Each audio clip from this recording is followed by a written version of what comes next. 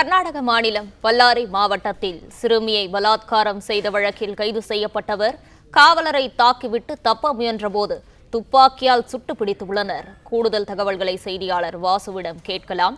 வணக்கம் வாசு, இது குறித்தான முழு விவரங்கள் என்ன? பதிவு பண்ணலாம். வணக்கம்.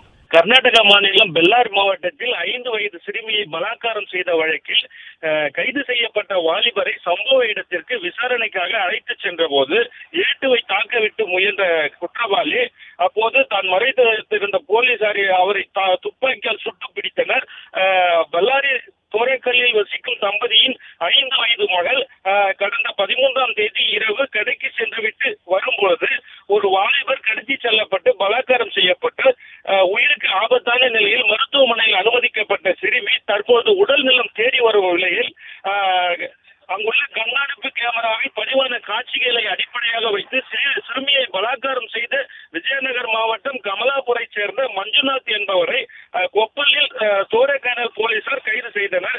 அதிகாலை சம்பவம் நடந்த இடத்திற்கு மஞ்சுநாத்தை அழைத்து சென்ற போது ஏட்டு ரகுபதியை சராமரியாக தாக்கிவிட்டு மஞ்சுநாத் தப்பி ஓட முயன்றார்.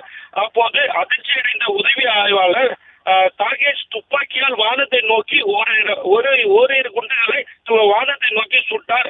இதனால் அவரது காலில் தாகேஷ் துப்பாக்கியால் சுட்டார். சுருண்டு விழுந்த மஞ்சுநாத்தை மருத்துவமனையில் அனுமதிக்கப்பட்டுள்ளார்.